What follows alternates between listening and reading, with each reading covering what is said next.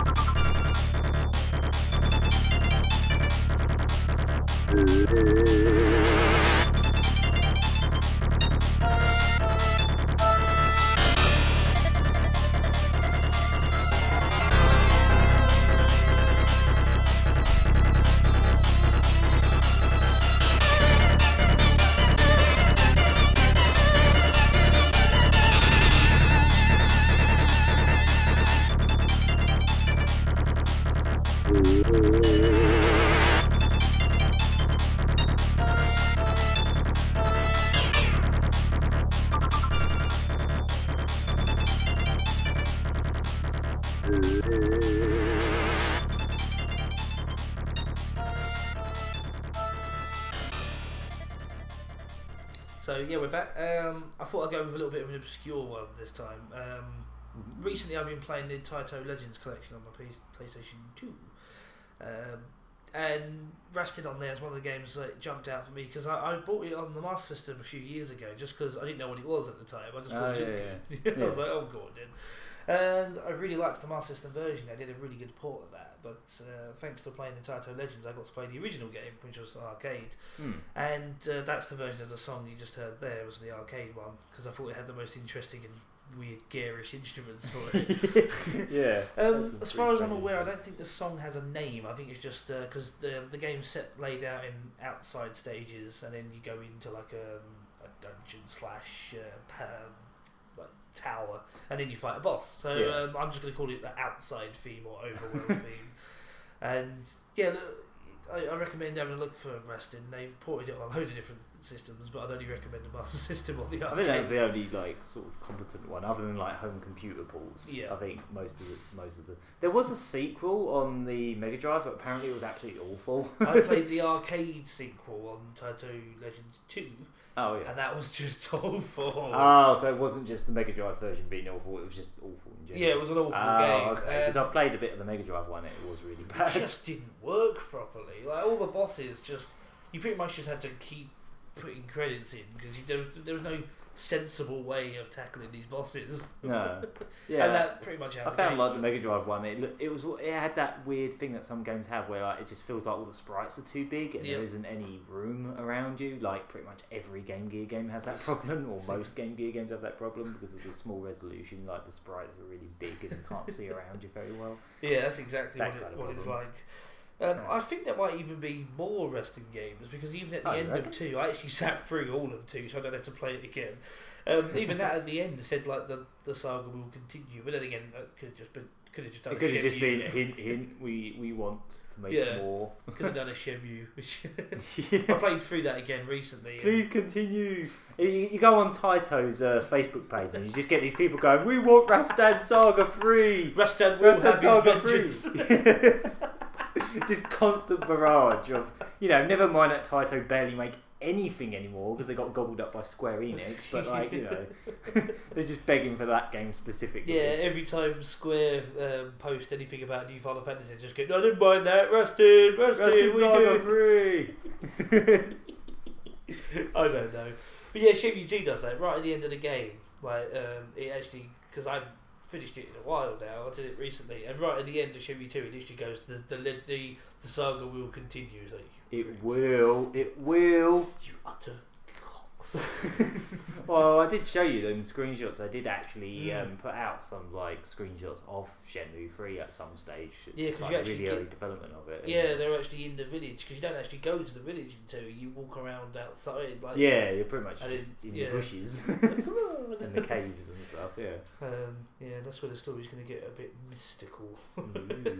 I just kind of hope if they do continue Shenmue that it doesn't go the route of that Shenmue Online that they were planning that also got cancelled. Well, that's the thing. It looks like it is going that way, and that kind of annoys me because I love the way that Shenmue is always grounded. It's like it was a sword, wasn't it? I just like to think that maybe he gets into sword fighting. It's just like normal sword fighting or something. But the sword, even at the end of 2, starts doing weird magical shit. It starts floating and. As you notice at the end, it turns into Zelda.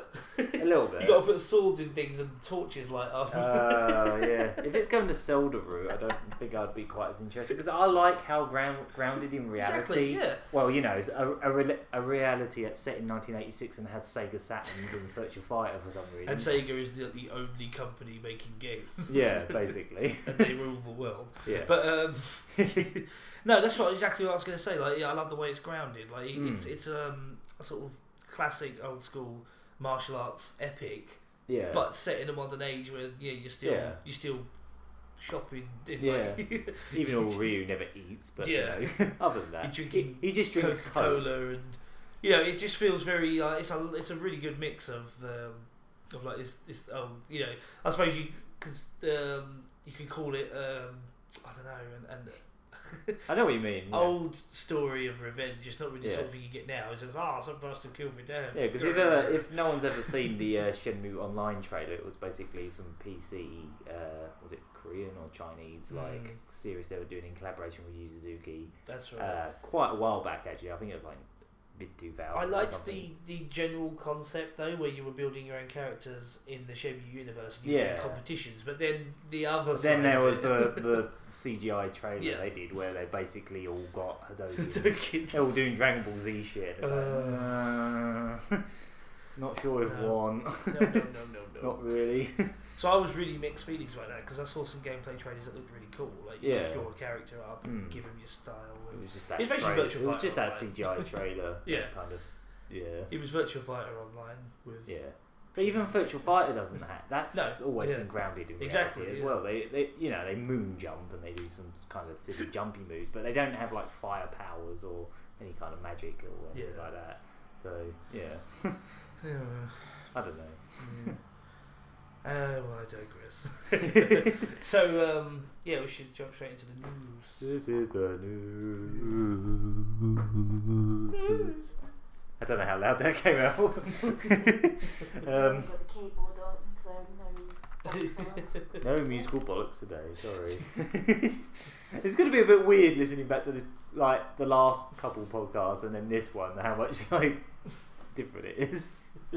Especially after last week, that was quite mad. Last week was.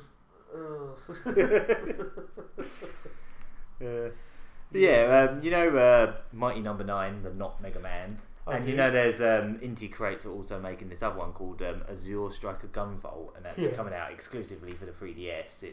It's actually sprite based rather than 2.5D like Mighty Number 9, and it's got this human character with spiky hair. And it's basically supposed to kind of be a bit like a mishmash of Mega Man X and I think Zero maybe. Okay. A little bit. It's more in that kind of route. He hasn't got a armed cannon. He's just got proper guns and stuff like that. Cool. It looks kind of interesting. So when you say Zero, does it mean it looks quite gritty? Because Zero was it's graphically it looks a lot like X to me. Yeah.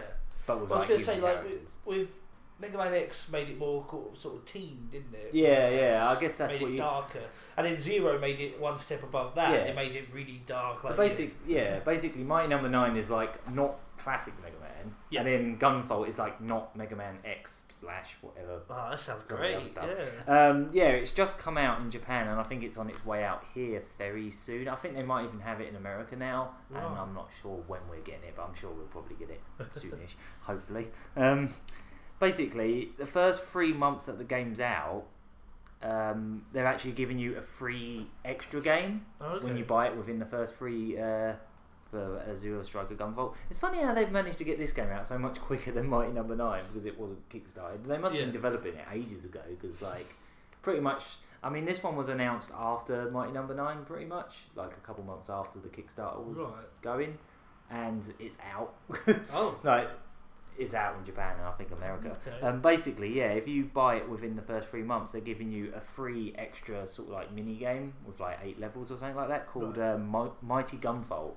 And basically, it's a crossover between Azure Striker Gunvolt, Mighty Number 9, and then some other Inti Creates series called Gagaman. Right. I only know about this game because of Giant Bomb, but Gagaman is this Japan only sort of rail shooter, like Time Crisis or House of Dead or something. Only you're shooting hearts at schoolgirls. Oh fuck it! And it's got this attack in it called Ecstasy Shot. Oh god, have we got this before? I could hear your faith just dropping. Yeah, just Ecstasy Shot. Yeah, because I remember Giant Bomb played it for a laugh once. And Yeah, didn't you play the demo to that? Or- yeah, that was it. They ported it to PS3 as well. I think it was a Kinect game first, and then it was put on PlayStation Move. And I actually found the demo of it on the Japanese PSN. So I tried it for a laugh, and it is literally just schoolgirls run up to you holding letters and shit, and you shoot them with hearts, and they go Ecstasy Shot, and they fall on the floor. Oh my god. That is pretty much it. So yeah, a crossover between not Mega Man, not Mega Man X, and not Mega Man in any way whatsoever. It's I don't know what the fuck. So yeah, it's a crossover between these 3 games, and it's an 8-bit.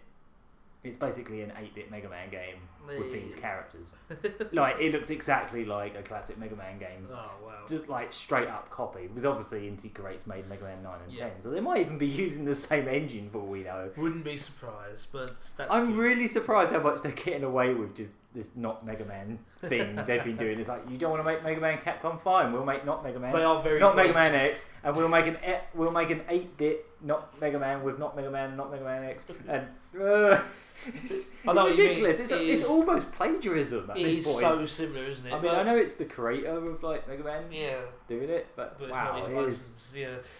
Well, I'm just really surprised Capcom hasn't gone. All right, you're kind of taking a piss now. Well, here's the thing. I wouldn't be surprised if Capcom are just being clever enough not to kick off because their fans are already pissed off with them about Mega Man, so they're probably just being very careful right now. Yeah, they're just okay, he's the creator of Mega Man. We're not doing anything with Mega Man. How many times have I said Mega Man in the last few minutes? Mega Man. And Not Mega Man. Yeah. So basically, yeah, this thing's... It looks really cool. I don't know if you saw the trailer. But no, I will definitely have a look. Yeah, so that was really cool. There's been quite a few like news about like sort of fan recreations of things lately. I know you saw the Shenmue HD. I did, yeah. Speaking of Shenmue, basically some I can't remember where he was from now, but Korea. Was he Korean? Oh, that was it. Yeah, he was Korean. Some Korean guys basically recreating the areas of Shenmue. That's so right. far, he's mainly just focusing on getting down the areas of the original Shenmue. Just like remaking them, basically. Doing a smashing job with Debwita. Yeah, basically. The video I found was it's just all the Debwita, but he's gone into such detail, even like the little you got the little post boxes on the wall that you don't really pay much attention to. They look stunning. Yeah, he's just I think he's developing it in the Unity engine, right. which is like a pretty standard like PC engine that's really capable of doing quite high end graphics for very little power kind of thing. And none of the stuff he's shown looks in game. No, like, it doesn't look like it's an in game engine. I think it's all pre-rendered in some way. No, I think it's just literally. I suppose you can just call it a bit of an art project. I think it's just. I don't think he's trying to build the game in any way. I mean, there were little bits in it where he had like Ryo Hazuki walking around. It looked like an odd version of it. Didn't you think the animation was a bit stiff on that? It was. Like, the animation was all like.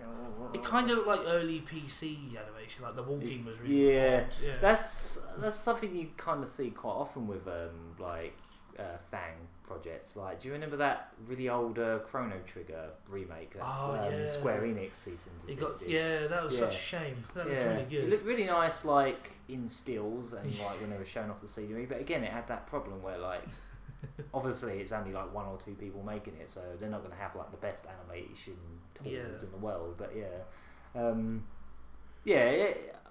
don't think Sega's has done anything involved in this yet because again, I don't think it's supposed to be the game.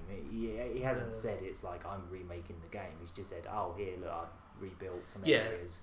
Have a look at them. Look how pretty this game is." Probably, if he is going to release it in some way, it probably is just going to be a wander around. Maybe in first person, just looking at stuff. I think it might be. That'd be quite nice, especially if you get to like pick things up and look at them like in the original game. Just go, ooh. That'd be nice. That'd be cool. The only thing is, he's also done the arcade. And he's kind of messed it up.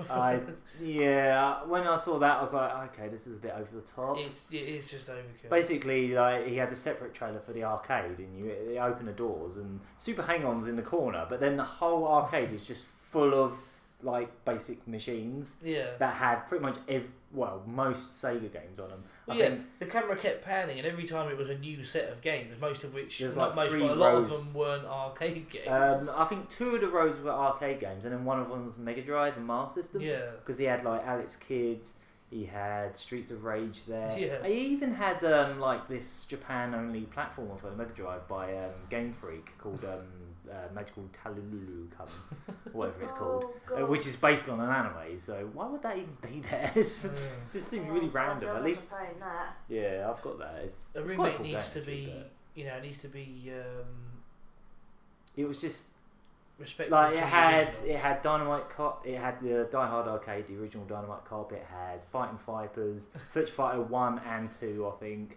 There was 2 Virtua Fighter 2s for some reason, and just like every game possible basically. But it didn't have a Space Harrier or QT Battle, or that was the silly thing. Like it didn't look like the old arcade. They just sort of like stuffed Hang-On in the corner. It needs to be faithful. Like, look at all this. Look, it's every Sega game ever. It's like that's kind of the mentality of like really over the top fans of like things. Not only do they want new Shenmue, like the Shenmue 3 or something, they want it to be as over the top. All these games, like if Sega actually made a remake of Shenmue and it had an arcade like that. They wouldn't do that. They would just release all those games as digital downloads. I mean, at the most, in the Yakuza games, I think Yakuza 5 actually lets you play Virtua Fighter 2 in one of the arcades. And I think there's like a miniature version of Taiko Drum Master in one of them as well. Most of the previous Yakuza games just had like a quiz game, but I think that was cut from the English version that they have in Japan. And they also had some made up games. There was this really good shooter in Yakuza 3 and 4, I think. It was really fun to play. That they just made just for that. But yeah, in I think it was 5, they actually let you play Virtua Fighter 2. But yeah, they wouldn't put that much stuff. It would be ridiculous. I mean, it's crazy enough that they managed to squeeze all the like old Yu Suzuki arcade games into the original Shenmue. But it is, yeah. like going, oh yeah, well they should just put every Sega game in. They should just put every Sega game. You can play every single. If that arcade was there, Ryu Hazuki would never get anything done. He just wouldn't. Like it was like. It's bad enough, like all the little distractions, like the capsule machines and stuff. Like, but you know, I got to go avenge my father, but I've got all the games in the world in this arcade, so why should I bother? I could avenge him, but I have a Sega Saturn time machine, so I think I'd rather just play fucking. I'll just sit at home and play that. Yeah, I'll play Sonic Jam. Yeah, but yeah, I'm just gonna play this disc that has every single game for the Sega Saturn, like, you know, 15th over the top. 15th of April, Lundy kills you. Oh. Yeah. And he's not in the dojo this time, he's sat in front of the Sega Saturn and he's got really fat. He's just sitting there with a what's-it on his fingers. Just take the mirror, fuck off, I don't care. Whatever. But yeah, yeah, other than that, I really OTT, liked it. Just that was really over the top, I thought. Because like basically they had all the stuff. Like he showed off all the stuff outside the arcade. You're like, oh, look at the detail on the vending machines there with the capsule toys. Basically, there is just it's just like there's just too much detail. The doors open, it's just found boy kingdom. Basically, yeah, it was a bit. Yeah, there wasn't even a desk for the guy who runs the place. Yeah, he wasn't even in there. Like, who runs it and how do they run it? Do they just sit outside and go, well, I'll just keep peering through the window? Yeah. They just look at you through the window. They just look at you where the Super Hang-On was in the window. They just stare at you right there. And you go, you're not looking anything. Sorry, the machine breaks down. I haven't got any equipment because there's no room. There's no doors or anything. No cash or anything is kept in this premises overnight. Just this morning, I read about on a Eurogamer there was another fan remake that actually got cease and desisted in this case. Yeah. Well, I'm not. They didn't strictly say cease and desist. They just said they've been in talks with Konami about it. Basically, someone was planning to remake Metal Gear, like the original. I guess you'd call it the MSX version, like the original MSX game. Not Metal Gear Solid. That's a pretty cool idea. Yeah, they didn't have a lot to show. They put out a sort of like teaser trailer for it, and it basically showed that they were remaking it in 3D. Yeah. Like they were showing like scenery, and I think they had a 3D model of Snake. But the most interesting thing about it was they actually managed to get the original voice actor for Snake. Oh, David. Yeah. Right. Yeah. They actually managed because. Like he actually speaks at the end of the trailer for it, so it was like, oh wow, okay. So they got him on board. Is he really that butthurt about losing the role that he like got involved in that? But, he did just recently. They changed the voice of Snake. Yeah, it was like just for 5, wasn't it? Yeah, it was only since 5 that they changed him over. Yeah, because he wasn't in Ground Zeroes. Wasn't it like some like famous bloke that they got to play? I think it's the guy. Is it the guy from 24 or? I haven't got a clue. I know they've got some kind of like semi-famous actor to play as him now. So I thought David Hayter had a job for life though. Yeah, I think either Metal Gear Solid 4 or even his appearance in Smash Brothers Brawl might have been his last like Snake role basically. No. Oh, I'm a bit all weird. sad. So yeah, let's go back to Guyver now. Yeah, they're still making stuff. Well, you know what they need to do with this Metal Gear remake? They just need to call it Plastic Pear, and then just like change the character and just go, just do a Mighty Number 9 with it. Plastic Pear. I don't know. Plastic Pear liquid. Yeah. I don't know. Or do what Mackay Kingdom did. You get mechs in Mackay Kingdom, and one of them was just called Gear Metal Rex or something like that. Gear Metal. That's not even trying. I've got to make a game like Metal Gear. I'll just call it Gear Metal. Gear Metal. You can't sue me. I'm going to make my own Sonic the Hedgehog. I've got it Hedgehog the Sonic. Come on, Snake Solid. Let's go. Let's bounce. Yeah, a rigid Anaconda. Rigid Anaconda. That sounds kind of Strangely pornographic. Flexible Python. That's good. So yeah, fan remakes. One of them is still around because it's not really a whole game, and one of them's probably. I think what it said is basically, I think they might have gone to get permission from Konami. Yeah. They might have just gone. No. That's a bit silly though, because the only thing they've ever done with those games is they ported them to PS2 and now on the. They were on subsistence. Yeah, because they were on the it was the Subsistence, I think it was called. It was a weird name. Yeah. Subsistence version of 3. Yeah. But what was cool about that is they didn't just straight port it, they actually changed a load of the assets in the game. Oh, okay. So instead of the Mel Gibson rip-off, they actually made him look more like the modern Snake. So they had to change them for obvious reasons. Yeah. Oh, okay. Instead of all the movie references, they changed them all to what they look like now, in the series. That was quite cool, yeah. Oh, interesting. Is Metal Gear actually set in the same timeline as Solid? It is, yeah. Yeah. Because the first 2 games are when you're beating Big Boss for the first times. Oh, okay. Because where we are now in Metal Gear Solid 5, you're setting those 2 games up. Oh, really? It's like a prequel to everything. Yeah, all the stuff where you're playing as Big Boss goes back before. Yeah, I know. Metal Gear Solid 3 starts at the very beginning of the story. Oh, right. So no, actually, I think there might even be. No, I think it is the beginning is 3, but then the PSP games carried on straight from there. Yeah, because I think that at one point they were even sort of subtitling that Metal Gear Solid 5 at one point. They kind of were, I don't know, maybe I'm wrong about that, but they were sort of saying this is the next main Metal Gear Solid, even though it wasn't a numbered one. But it technically was a proper Metal Gear Solid. Yeah. I guess.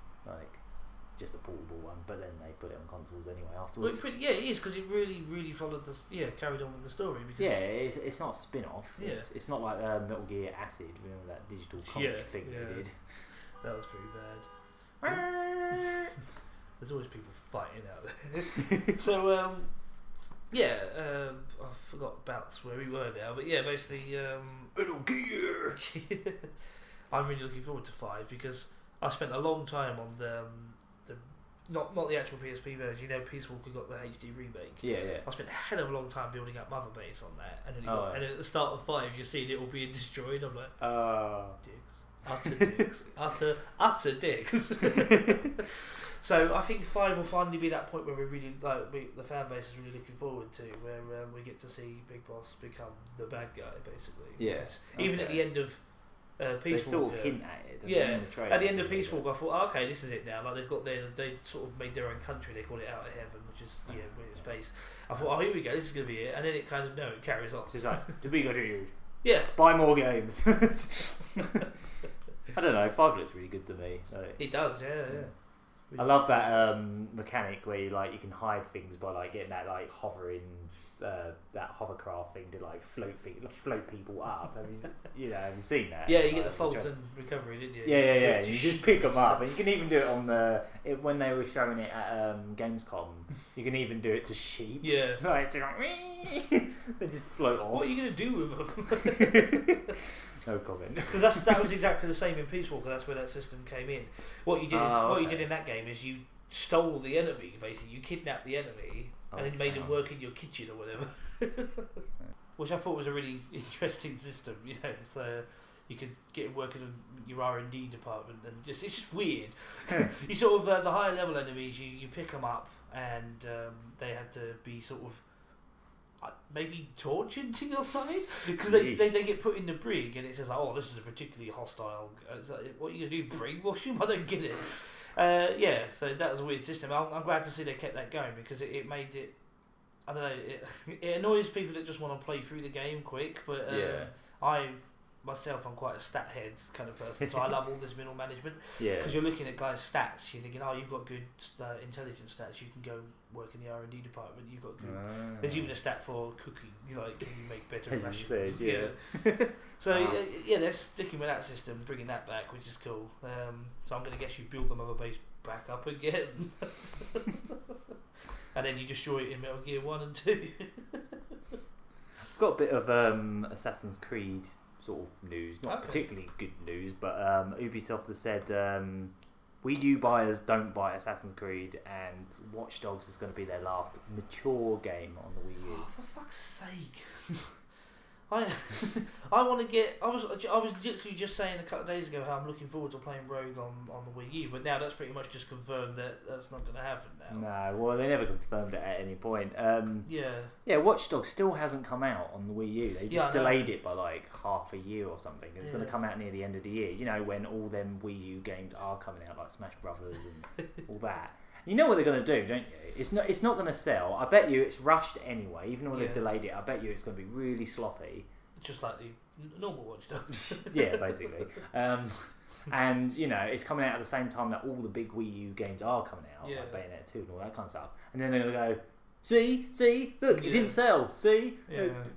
Well, that's annoying me because I'm looking forward to grabbing Assassin's Creed 3 and Black Flag on the Wii U just because I'm obsessed with it. Apparently some of the gamepad stuff's quite good with that. Yeah, that's what I've heard. 3 is more just inventory stuff, but I'm not really that bothered about that. But apparently 4 is quite good. Yeah, I heard that, Stuff, I mean, to be fair, it's not like Ubisoft didn't try with the Wii U. They've actually really supported it quite a lot. Yeah. Like Zombie U, for example, at the launch, and they've actually ported, as you said, 3 and 4 on there. Yeah. They did put some of their other like mature war games on there.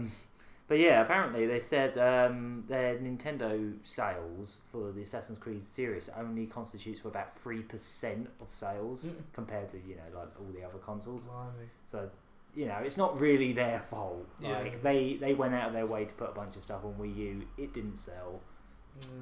Bit worrying. Fair enough. That is a bit bad. I mean, they're all, Activision are also saying they're probably not going to put the next Call of Duty on the Wii U either. Oh, what a shame! To be fair, who buys a Nintendo console for Call of Duty? The audiences for those games are on 360 and like Xbox and PlayStation consoles generally, especially like Xbox consoles. That for some reason Call of Duty is considered an Xbox thing, even though it's not strictly on it. I mean, they're even doing an Xbox One that's like Call of Duty design. Like at the end of the year. So it sounds like that's not probably going to show up as well. I don't think anyone's really going to care because generally, for starters, like the Wii U versions, they don't tend to put all the DLC on them for a start, like Assassin's Creed and that. Speaking of DLC, I don't know if you saw it, but there was this image online of some exclusive DLC for Assassin's Creed Unity, and it basically says, what was it? Pre-order for exclusive pants for extra speed. Okay. Exclusive pants. Obviously, they mean trousers. Yeah. Exclusive pants for extra speed. Oh God. Yep. I've got my speedy trousers. I've got my speedos on. I've got my less heavy trousers. I think that's the twist. Is the pants are just no pants. Just walking around in your underwear. Just running around. Less resistance. Yeah. Oh God. Yeah. So that was weird. A little update about what we mentioned last week about World of Warcraft. They're going to put a Robin Williams tribute in World of Warcraft. It's been revealed what the NPC is now. It is an NPC called Robin, and he's a genie. Okay. He's just a genie character, basically. Fair enough. Yeah. That there you could go. work. Yep. So that's that. I saw one last bit of news. I thought this was just really interesting because you don't often hear about stuff like this. A bit of a sort of arcade pinball news, actually. Oakland in California has finally lifted their 80-year ban on pinball machines. What? It was never enforced, apparently. In ages, it hasn't been enforced. It's just been there, and they've only just realised it's there and gone, oh, hang on, we don't need this. Drop it. So basically, it's been there since like 1947 because really fascinating thing I never knew. Prior to 1947, pinball machines didn't have flippers. Okay. So how do you even play them? You just go ching and then wait for the ball to drop. Really? So basically it was just luck, and people were actually using it for gambling. So basically you just let the ball go and then it's whatever it bounces. Yeah, so basically whatever it bounces around on is your score, and then it drops, and that's it. Wow. So that's what pinball was like before. Basically it was lucky hit. Yeah, basically. Yeah, basically. They finally lifted this because it was classified as gambling because people did use it as it was technically a gambling thing because it was like whoever gets the most points from just shooting it because it was just pure luck at that point. Because obviously pinball after that point actually required a bit of skill, like Yeah. hitting the flippers. Even that's a little bit fluff based, but not compared to having no flippers at all. It was hard enough with flippers. But yeah, apparently this isn't even the most recent one of these this year. In May, Massachusetts lifted a 32-year ban on just arcade machines. What? Just arcades, again for the same thing. They just didn't really notice it and were just like, well. So they haven't had arcade machines in what, the entire state? I don't know. Again, it probably wasn't like enforced, like, you know, they'd go around actually hunting down people that have arcade machines. Oh, you've got, hang on. Ooh. Apparently this ban was established, I love this quote, to prevent an urban type honky-tonk environment. What? That sounds like... what year was that? Honky-tonk. That's the first time I've heard anyone use that in a sentence. That sounds like a 50s saying. When was the ban enforced? 32 years ago. So yeah, it probably was about 50s. No, it's more like 80s. Oh, yeah. Well, if it's 32 years ago, it's 1982, isn't it? 32. Yeah. Wow. That's ridiculous. Yeah, 1982. That sounds like a really 50s way of saying it, doesn't Yeah. it? We're going to ban this rock and roll music. We don't want the devil speaking in our town. We don't want no honky-tonk crazy fool. Apparently, Oakland are going to have a big month-long pinball tournament to celebrate. It's like, yeah, we can actually play pinball machines without people, maybe, but probably not. I love it, the mafia just take over. Yeah, they put another 30 down, say. The mafia come along and take all the flippers out again and go, ah! Finally, we can make pinball what it's supposed to be. Yeah, they have a month-long pinball tournament, and in a few days, it all just becomes one big honky-tonk crazy environment. Yeah. Smokers, people playing with flip knives. Yeah, I just thought that was really interesting. Oh like, wow, that's insane. It's really weird, like how all the states in America just have all these completely different like laws, don't they? Like it's pretty ridiculous. It's amazing, really. It's just like you don't know what's acceptable where you are. You have to be really careful, I guess. Are you wearing? I better make sure I don't. I better check that I can actually play a pinball machine in this state. Oh no, I've been arrested again. Again, if it wasn't enforced, I wonder what happens if someone actually had one. They just went, oh, there you go, pinball machine. Woo. Well, we'll let you off this time, but make sure you're not playing it again. I don't know. Very strange. You're allowed to be holding, just no dealing. You can look at it, but no touch. Don't press them buttons. And take them flippers out. I don't know, make it worse. Oh yeah. No, put more flippers. Just put a flipper right next to where the ball shoots up, so it just goes back. It's back and forth, so it doesn't hit anything or get any points. Then it can't be considered gambling. It's not gambling because you can't fucking do anything. Yeah, exactly. That's the whole point. Okie doke, is that our news? That was the news. Yeah. Let's have a song. Let's have a song. Let's have a song. We'll have a song and we'll come back with what we've been playing. Play a honky tonk tune. Let's play some honky tonk. Let's get some in. No, we don't want to get in no trouble around here.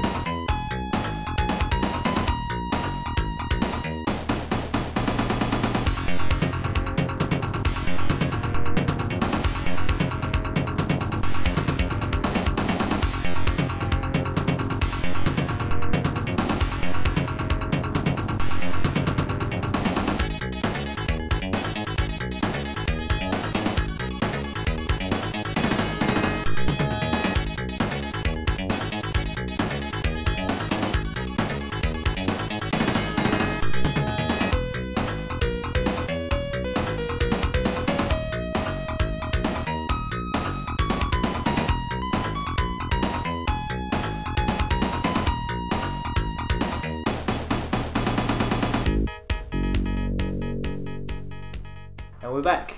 That was from a game on the Mega Drive called Arcus Odyssey. Played that one. I think I mentioned it on the podcast a couple months ago, maybe. Yeah. Just like this isometric sort of shooter RPG type thingy-majiggy. Now that was from the second. That was from Act 1-2 called The Shrine. I remember the game you talked about there. Yes. Yeah, really funky little tune. Looks there. amazing. Yeah, it's got a really lovely sort of like style to it. I don't know why, but I really like Mega Drive games that have that sort of, I guess you could call it like sort of like gothic style kind of thing. It seems to really suit like Mega Drive's palette for some reason, because obviously it only has so many colours in there. Like the Immortal. Not so much that one. I'm thinking more like the Japanese like gothic games, like Devil Crash and Bad Omen and all that kind of stuff. Like, I don't know, it's just something about that look that seems to really suit the Mega Drive. Yeah, I don't know what it is. I like really small sprites on the Mega Drive as well. It handles them really nicely. Yeah. Tiny little sprites and stuff. Oh yeah. You can do a lot of them moving around. Like Warthog, Der Langrisser. Love that game. Oh, right. Yeah. Yeah, you have to show me that one again. That's really good. Yeah. We're joined by Mini Murray. He's climbing all over you.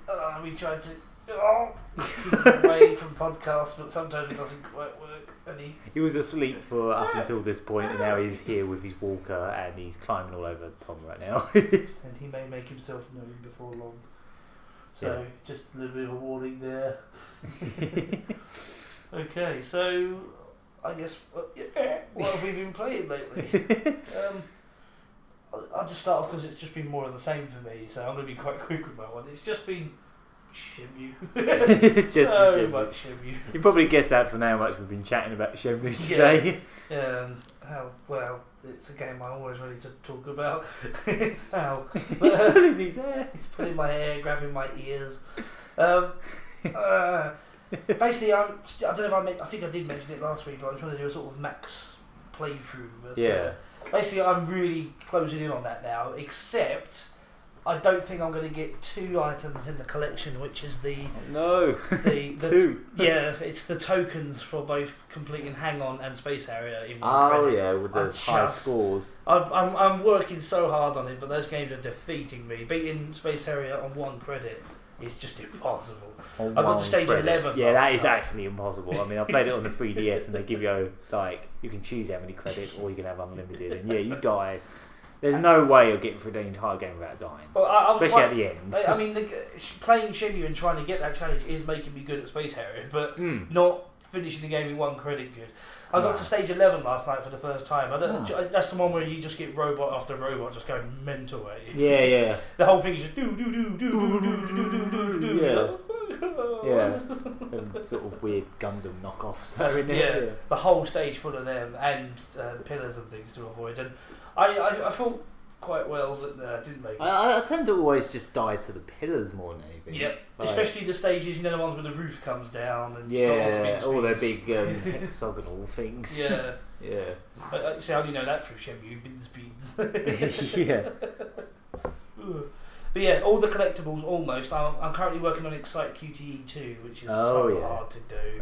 But I've discovered that they're always the same, so I'm writing them down as I go. Oh wow, I didn't actually know that. I'm being a real cheap little bastard. They're the same every time. They are the same every time, yeah. I didn't actually know that. I just assumed it would be random. The only thing I will say is I'm writing them down, but if you mess them up, it changes when you get the chains, where they chain 2 together. Oh, right. So you want to sort of write them down. They do change things up if you mess up something. Yeah, so basically write them down in the sequence that you never mess up, because it gets to the point now where the first sort of, 30 odd things, because I've been writing them down, I just mash the buttons in anticipation of them coming up. So you just get to see beep, and no button. You don't even see the button come up. Button so you can press them before they even show up. Wow. And then you get the full time bonus of 100 extra points.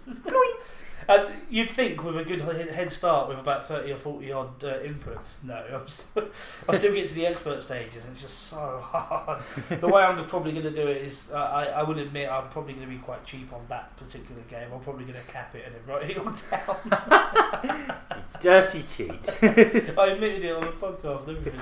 But with every other game, I'm giving it my all. I got Space Harrier done with 10 million points. You get 10 million points to get the mini machine, but you have to finish the game in 1 sitting like 1 credit to get the token which they should play the machine for free, which is cool. But I just don't think I'm going to get that. I think I'm going to have to admit defeat and admit those 2 items out of my complete playthrough. But I will make a second copy of the file so I can keep coming back and trying hopelessly. So yeah, there's that. It's never going to get it, am I really?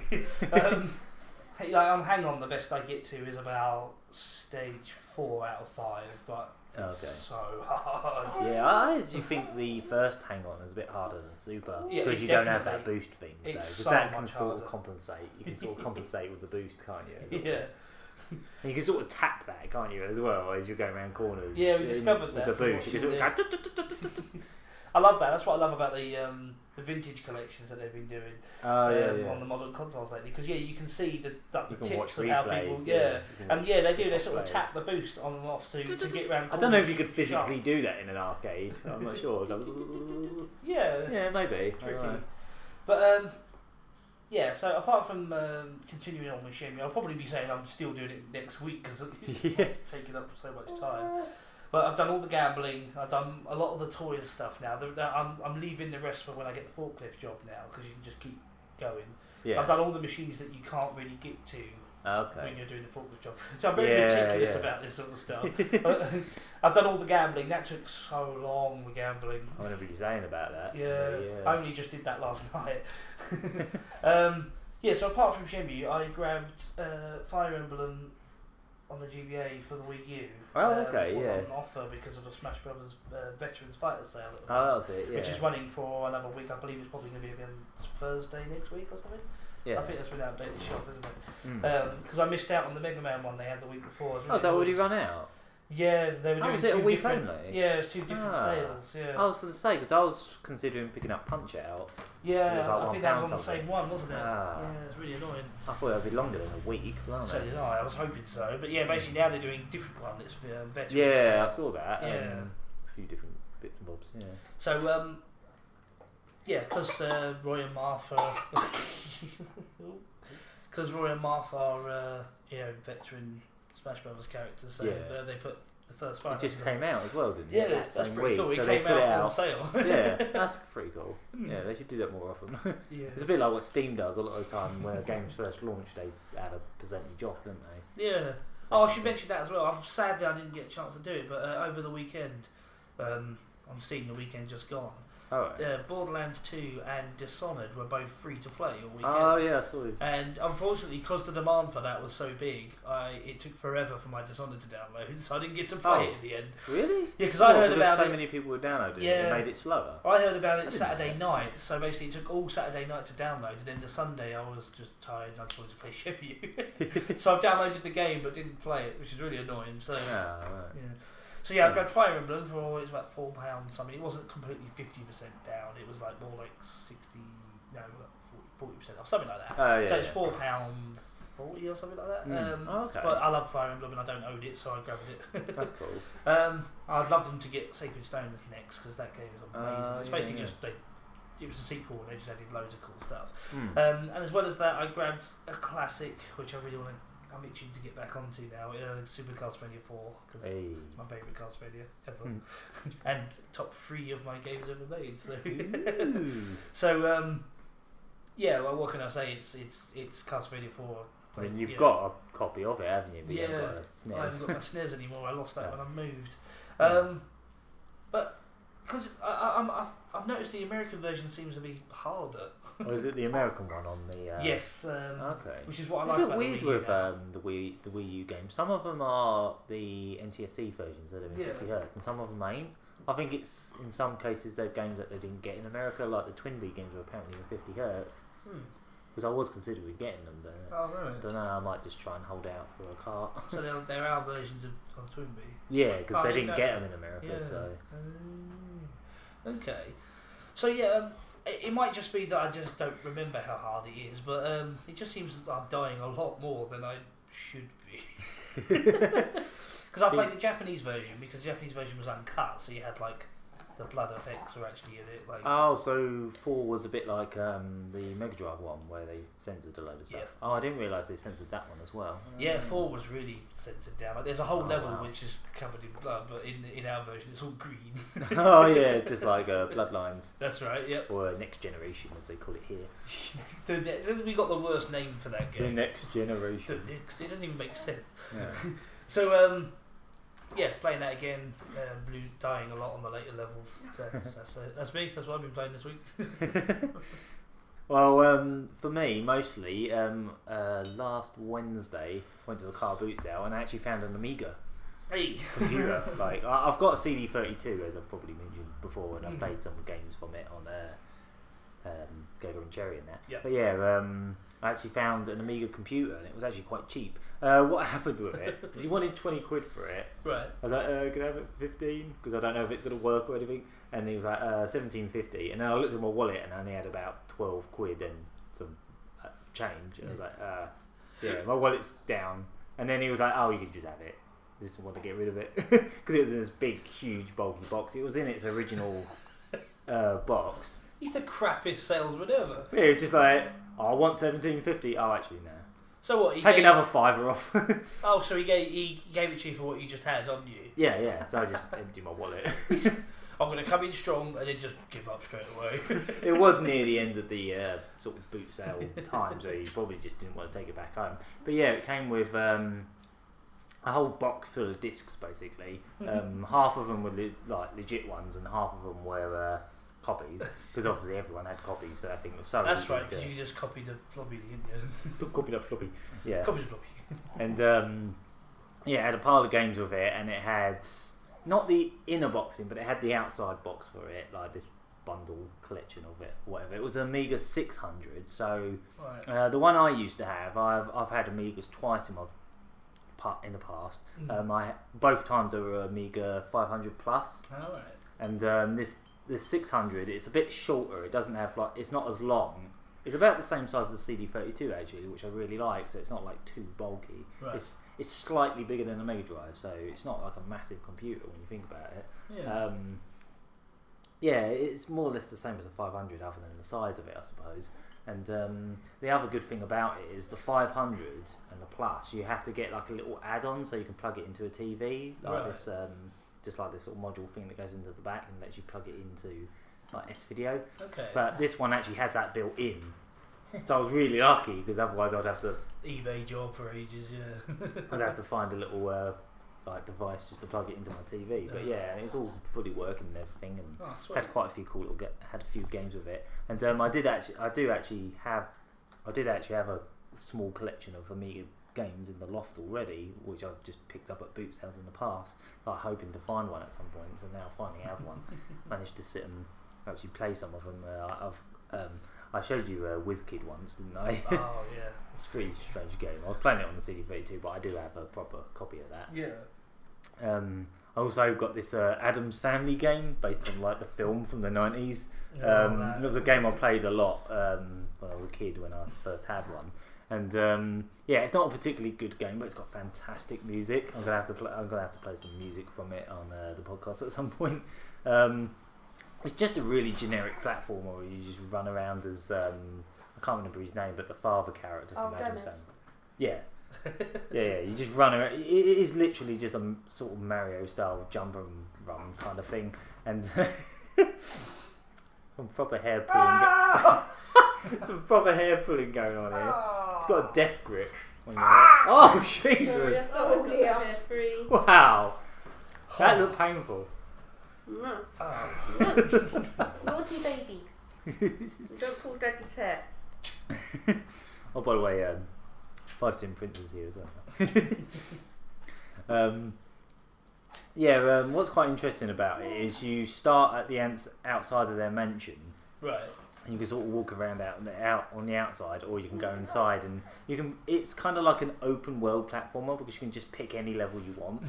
Like you go inside and there's just loads of doors, and you can just pick whatever one you want. So you can just start wherever you like. I think all the levels are around the same difficulty as well. It's one of those games, like a lot of like old home computer games where it's a platformer, but there's just enemies everywhere. Just random enemies that they've just made up on the fly. Just weird things just bouncing up and down at every corner of the level. It's one of those kind of games, basically. I know the sort. And it's got it's one of them platformers, kind of like Castle Illusion, where when you jump on someone, if you press jump while you're landing on them, you fly up higher and you can sort of bounce around. But I was about to say the fact of going through the halls and picking your level sounded quite Castle Illusion. yeah, it is a little bit. But yeah, I think the main problem with the game is Castle Illusion was just straight line anyway. Yeah. You didn't actually pick the levels. But yeah, I think the main problem with the game is just the collision detection's really dodgy. Like, you'll jump on an enemy and sometimes they'll hurt you even if you've jumped on them. Like, they'll die and you'll get hurt as well. It's just really awkward. When that's your only attack, I guess that's quite... Yeah, it is a really basic, simplistic platformer. But yeah, the music's absolutely excellent in it. One of the games that came with the that Amiga I bought was Street Fighter 2. Oh, we saw this. It's actually on 4 because like the Amiga, it had like floppy disks, and most of the games, some games were on just one disc, but most you had to swap in like a second disc. This game has four discs, and you can technically play it with a 2-button controller, but I can't seem to get it to work. So I have to play it with the keyboard with one button.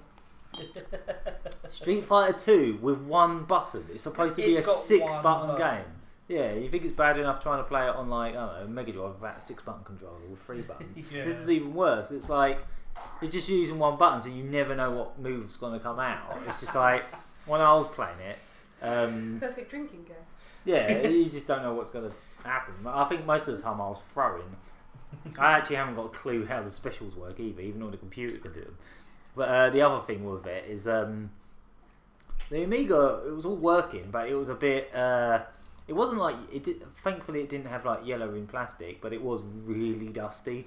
Like, we actually gave it a bit of TLC, like combing through the keyboard, and it was just dust bunnies all the way through it. And we actually popped it open at some point and cleaned it out. Because it was just full of dust bunnies. It's obviously just been sitting in this guy's loft for years, and he's just pulled it out and got rid of it. And, with Street Fighter 2, it was really glitched. Oh, I saw that. That was insane. Like you chose Chun-Li and she was basically like a glitch Pokemon. Yeah, she was just missing no. It was just a big pile Street of Fighter squares. 2 missing no edition. Yeah, basically. And most of the levels are just like... Some of the levels are scrambled. Most of the characters are fine, but mainly Chun-Li was just a complete scramble. Some of the levels all messed up. And another problem with it is a lot of the time... You'd fight a character and it said, oh, this character's coming up, and then it would be the character you just previously fought. So like the first time I played it, I fought Dowsin first, and then it went, oh, now you're going to fight Ken, and then it was Dowsin again. What? And then when you beat him, it says you beat Ken. It shows Ken's like hurt animation. It's a mess. Like another time we opened the Amiga up to try and clean it some more. I've had to like sort of sellotape a cotton bud with a pen to try and clean the floppy drive out of it. It's sort of improved.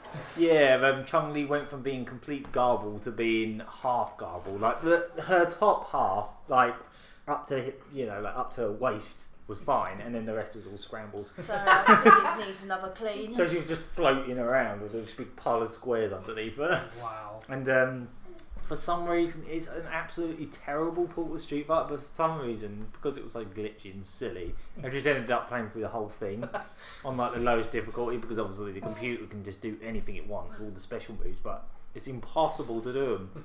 Like, you can just press any kind of combination, like the Hadouken command, and it just does nothing. In fact, the thing you end up doing the most is just throwing. You just end up throwing the enemy a lot. But yeah, I actually ended up playing through the whole thing. The music's really weird in this port as well. Everything about it is just like... I'm surprised you had the patience, to be honest. Yeah. Like, I got to, like the last... Because it was vanilla Street Fighter 2, it wasn't like Super or anything like that. You just play through all the standard characters and then you play all the bosses who you can't play in this one. So when I beat Ryu, he was the last main character. And then it said, oh, Balrog's coming up. I was like, oh great, I get to fight Balrog. It was Ryu again. Beat Ryu. Said I beat Balrog. Then Fager came up. Beat him. He was at... What? Was it Ryu again? No, it actually was Vega that time. Okay. I know he was a bit glitched as well. And then I thought Cigar, it was actually Cigar in his level and everything. And then I finally got to M Bison. Right. It was in M Bison's level, but it was a Cigar again. So I didn't even get to see M Bison. Wow. And then I didn't even get an ending because I played it on a low difficulty. It was like, try harder difficulty. I was like, I'm not doing that. See? I'm not doing that. Screw that. So yeah, I don't. Yeah. He didn't approve of that. That was just anger. I was fucking with that. Do you mind? I was fucking with your shit. Yeah, just playing a bunch of Amiga games basically that came with it. Another game that came with it was Chuck Rock. I'm not sure if you ever played that one, the caveman platform. I played there was very briefly. There were so many caveman platformers back then, weren't there? Yeah. Just like a whole fad of them. There's just as many of them, I think, as there were like Sonic knockoffs. But like, what I never noticed about Chuck Rock is because I've always played it on the Mega CD, which is more or less the Mega Drive one, but with like the proper animated intro that the Amiga one has, and obviously CD audio and all that kind of stuff. Yeah. But I never realised the Sega version was actually censored in a couple places. What? Like in the intro, have you ever seen the animated intro? I don't think I have. No, I don't think it's in the Mega Drive one. It's only in the CD and the Amiga ones. But yeah, it's basically the story of the game is basically Gary Gritter steals your wife or whatever, and in the cutscene when she walks out and she's like putting the washing up. And she's going into a washing basket. In the Amiga one, she actually bends down and you can see her knickers. Oh. Like this big ass. And in the Mega Drive one, she doesn't do that. And then the other thing I noticed is in the first level, there's this one point where you walk past just this giant dinosaur, you just see its legs and its tail, and it's just like a background thing. Oh, in the Mega Drive one, you just walk past it and nothing happens. In this version, he shits on you. Oh. You actually see all this poo that goes sploosh down at you. Ah. The dinosaur poops in real time. Yeah. Yeah, Metal Gear Solid 5 eat your heart out. Oh dear. Yeah. It was that. So yeah, mostly been playing a bunch of Amiga games. I also played this free-to-play Steam game that just came out. Okay. It's by the Oregon Trail developers. Oh. It's this game called Max Gentleman. No, I think it is actually Oregon Trail. It's like a parody of Oregon Trail. The weird zombie version. Yeah. It's this free-to-play game that I just saw, a Eurogamer called Max Gentleman, and apparently it's named after a spam email they got about penis enlargement. They got this spam email. It said, "Dear Max Gentleman, do you want a penis enlargement? Blah blah blah." And they ended up using it as the type that it inspired. Spam email inspired this game. Luckily, the game's got nothing. I'm going to call my next game PPI. PPI compensation, yeah. No, that's pretty cool though. And yeah, this game is it's not actually about penis enlargement, thankfully. It's actually a hat stacking game where basically you're like it's like done in like this oldie worldy style, and you've got like this gentleman guy with big muscles and stuff. The reason it's free to play is obviously you only get 2 characters, and then there's like DLC, like £2 DLC packs. One of the DLC characters is Octodad. Oh, okay. Which is kind of cool. Okay. And yeah, basically there's 2 modes in it. One of them is you're driving along in like some old-fashioned car, and you've got a top hat on, and you control the hat. You have to jump with the hat. What? And then you have to jump at other hats to stack them. And then you've got to avoid birds that are flying towards the hat to stop them from knocking down. And once you've got a stack of hats, you can sort of like switch between which hat you're jumping with. So you could be the bottom one and all of them jump, or you can go right to the top one and just jump the top one. So you can like, and then like you get like these birds with certain trajectories that come down. Yeah. So you have to like line up where you want to jump, you know, to avoid them and all that kind of stuff. Oh god! So there's that mode, and then there's another mode where you're like in the middle of a bar, and there's like all this fight going on in the background. And you're basically just trying to collect beers from... I think it's strictly supposed to be a 2-player mode, but you can play it against a computer. Yeah. And Yeah, you basically have to grab these beers that get served up, and you're also stacking hats still. But at the same, I can't remember how the hats. Oh yeah, you get a new hat every time you drink a beer. So like the beers are being served out, and you have to grab them quick to make another hat appear. And then all these beers are getting thrown around by people fighting in the background. They have all like these little speech bubbles coming out like rapscallion and all this kind of stuff. And they're all throwing beers at you, and you have to do the same thing, just like avoid all the beers with the and sometimes like arrows and stuff come along, and it's really weird. I only played it briefly because, to be honest, without like buying the DLC, it's quite limited. You can play it for like quarter of an hour and be like, I've seen it. That's the sort of thing. It was kind of like a flash game. As well. Yeah, it's kind of like a flash game, really. Yeah. Like, I mean, it was free though, so exactly. I don't think it had any like Steam achievements or cards or anything like that. But you know, it was free. It was amusing for about 15 minutes. Sometimes that's all you need. Yeah, exactly. It's just a little time waster, basically. I thought it was quite amusing, so that's what I've been playing anyway. There was have you been playing anything? Well, since I last one on the podcast, I've had a go at Ducktales Remastered. Hey. Yeah, because some time back it was on sale in PS7. Like back when it wasn't like back when it's actually working. Oh yeah. Unlike today. Yeah. But yeah, so far I've beaten it on easy mode. Oh yeah. Yeah, I sat and watched you play the whole thing, even though I never got around to beating it on Steam yet. Yeah, I've yet to do the hard modes and all that, but they're really rewarding. But yeah. The only major difference is you get the hard pogo, which just means you have to hold down as well as. Oh, like the NES game. Yeah, that's right. Yeah. Just NES mode. There's a really irritating achievement. You're gonna hate it. In the Amazon stage, there's that bit along the bottom of all the spikes. Yeah. You got to go from one end to the other on the pogo. Yeah, God, that without getting hit by anything. Yeah. That was a pain. Oh yeah. I'll be quite prepared for that one then, because I haven't done it. I managed to get the gyro gear loose bonus gauge straight away. Oh yes, you have to get a certain amount of. It's you have to get a number 7 in the first 5 figures of the score or something. Yeah. Yeah, you just got to have a chance. Yeah. Which I guess is the point. Well, yeah, I mean, I think I only ever got it once when I wasn't trying to get it. It's really hard to actually just get. It's not one of them things that you're supposed to like. Yeah, it's like in Monster World 4 where you're trying to get the lucky 7s. Oh yeah, it's the same kind of thing. I think I did something like that on 4. Yeah. You have to get 777 on your last 3 digits of your money or something. Yeah. I think that's it. Yeah. Yeah, I quite like it so far. Mm. It's got really nice, smooth graphic, sprite work in it. The music's amazing. Well, yeah, that goes without saying. Jake Kaufman again. Yep. Yeah, and it's quite a nice remaster because to tell the absolute truth, I never really got on with the NES one. No. The NES one did a couple of things a bit odd. Like you had to come back and revisit certain stages. You had to get certain keys and stuff. Yeah. They kind of skipped that. I think what annoys me about Ducktales Remasters, a lot of people whinge about it because of all the story stuff, but you can skip it really easily. Yeah.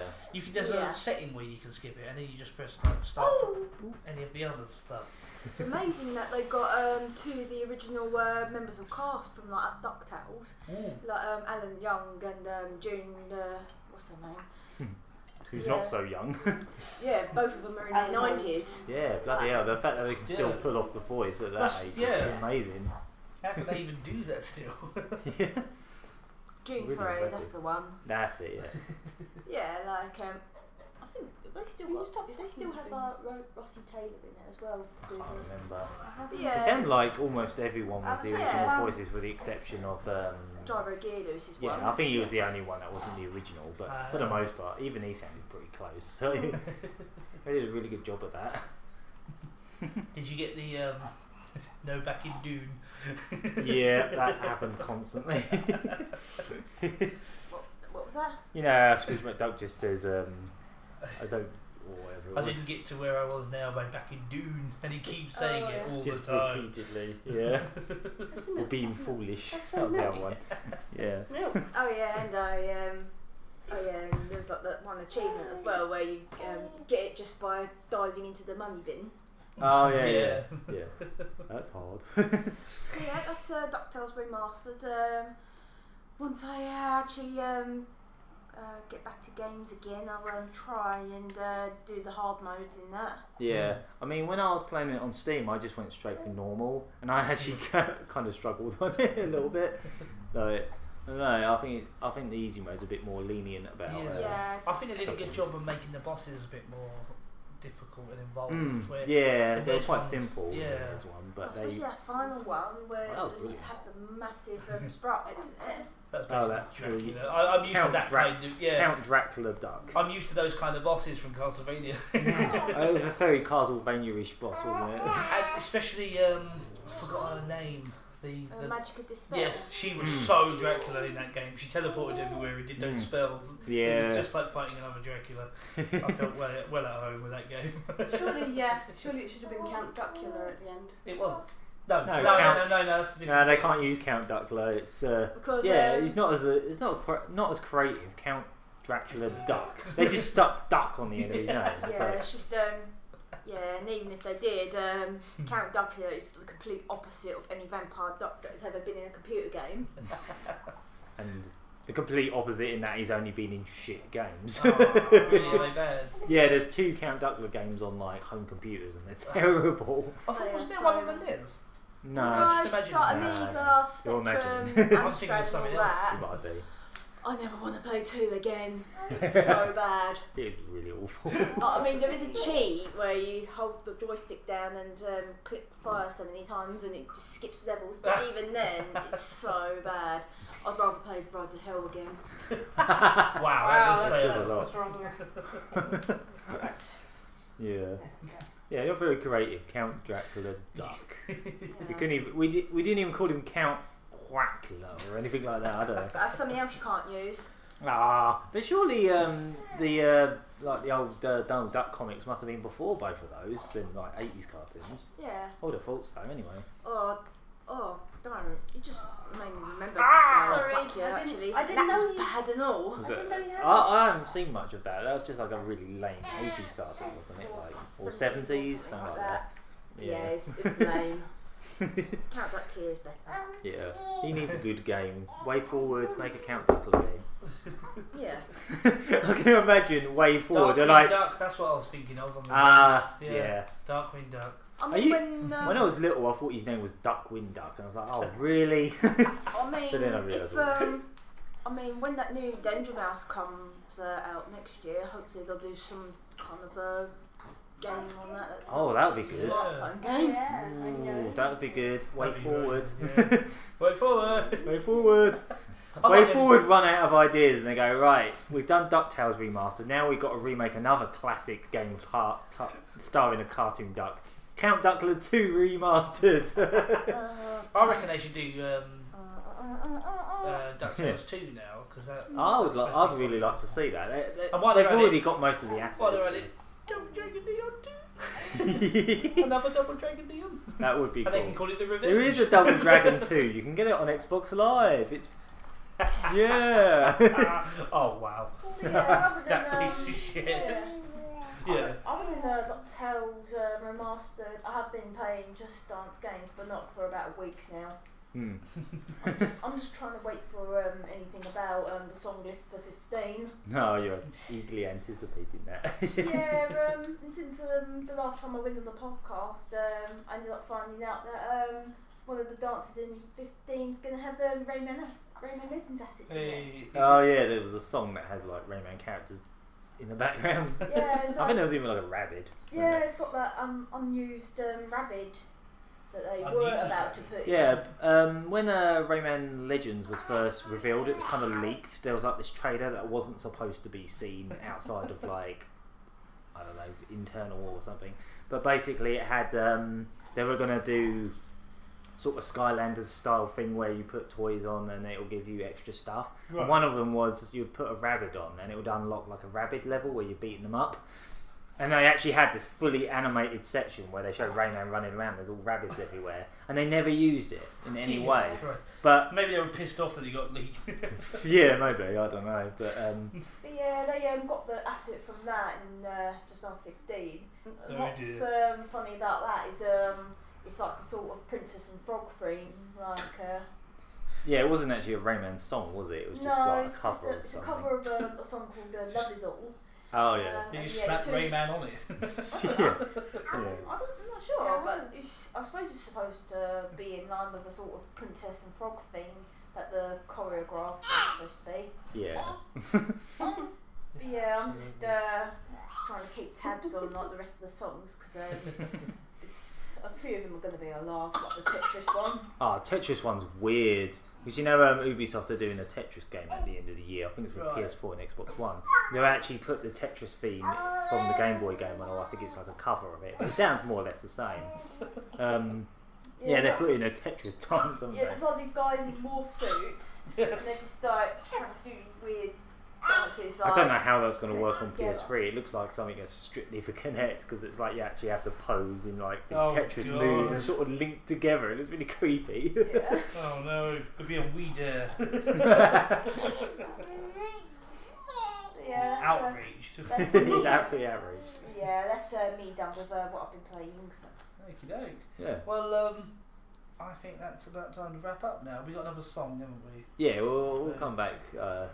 Chat about something, and then we'll have another song. Yeah, because I'm actually quite scrapped today, so. Yeah, we'll have a song and we'll come back quick. Okie doke.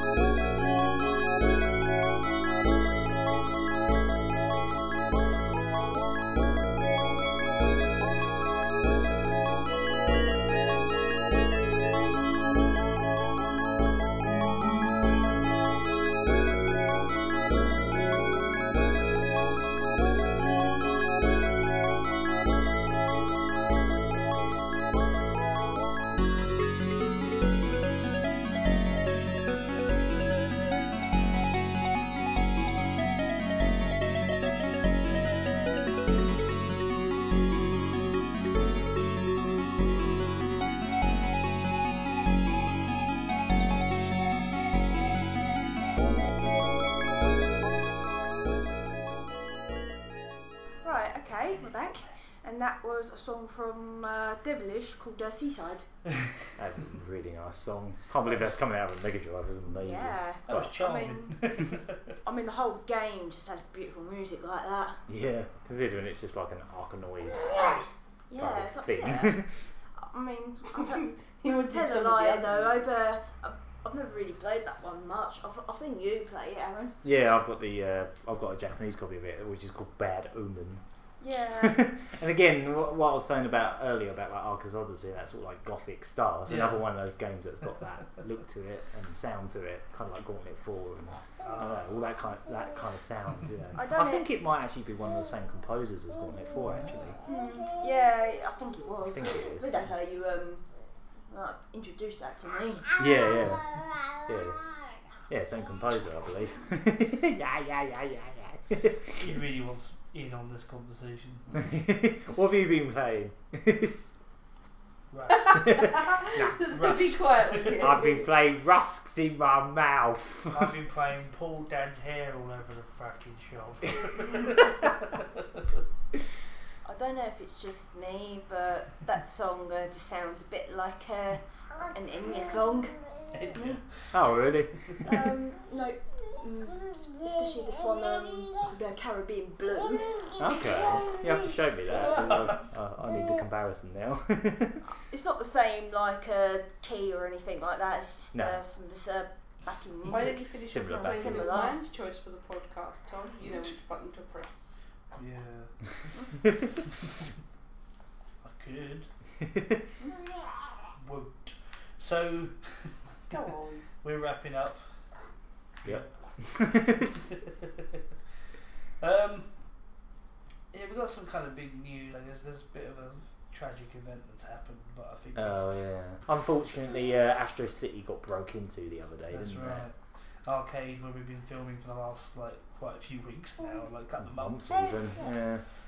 Yeah, they just had some really successful events, and then bang, they just got. It wasn't last time; it was that before. Wasn't it? Yeah. They got broken in and they had their CCTV taken as well. Yeah. The thieves obviously knew what they were doing because they took the actual CCTV equipment. Sorry. So yeah, these guys knew where to go and what to take. Yeah. So they haven't really announced too much of what's happened, like what's been taken or. No, I guess that kind of detail's not really. Yeah. Just- I can only imagine they social probably. media. But They probably broke a bit of equipment in order to get some money. I can imagine. Yeah. I don't know. But I think they said for the time being they reckon it'll be about 2 or 3 weeks, and they do plan to have like a proper reopening. So yeah. they are actually. It's not. I'm just grateful that they're still they still want to keep at it. Because the last thing you want is to lose that. Well, yeah, the arcade game is hard enough as it is now. So a burglary like this could really have just ended them, to be honest. Yeah, it could have done quite easily, but I was just going to say that we're having a bit of a think about whether we should try and organise something. for when they reopen. Some kind of event where we can try and encourage people to just come down and have a bit of a game. So when we know more about what's going on with this, when we got a clue as to when they can reopen, we'll let you know. And if you're sort of in the area or nearby, come down because come down and support basically something that there needs to be more of. Yeah, definitely. Like arcades that have like a community and social media and all that kind of stuff. Yeah, there's a few scattered around the UK. They're not really that many when you think about it. There's a couple in London and stuff like that. But yeah, exactly. So we don't want this one that's still so infant, it's not even a year old yet, to just go down already. I say already, just don't want it to go basically. Yeah. So I really hope they can pick themselves up from this because. Well, this could be something we could really use support for. Let's get some people down. So I don't know. We'll see how it all goes. Keep checking back. Shut the. Keep checking back on the podcast to find out more. So, hopefully. I was Murry Curry. I've been the Gagaman. I was Cherry Terrier. You ain't anymore. And Watermelon pointer.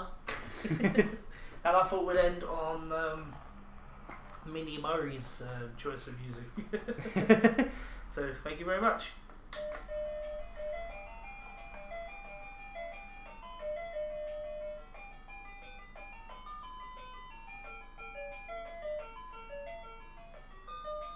This sounds like a Master System. I was going to say, what game's this from? Go on for a while, didn't they? What are the other ones? There's a few on there, aren't there? Drums are really Master System, aren't they? Yeah. What is it with all this Japanese sort of stuff? Yeah.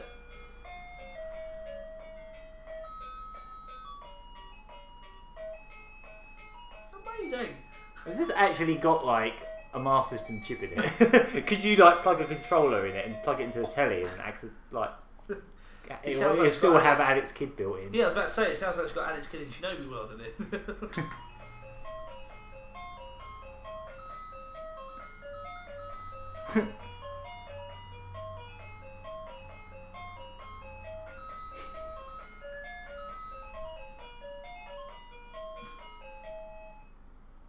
one's quite a bit shorter. Thanks for listening. Even like the actual thing looks like pop music. Oh, what? 4-button mode. Yeah. Big old slappy buttons. Okay, thanks for listening. Alright, see you another week. Bye! Au revoir. Don't know what that was. See ya. Say bye. Adios. He's been trying to say a lot of things. Sayonara. That'll do. Yeah, it's over. See ya.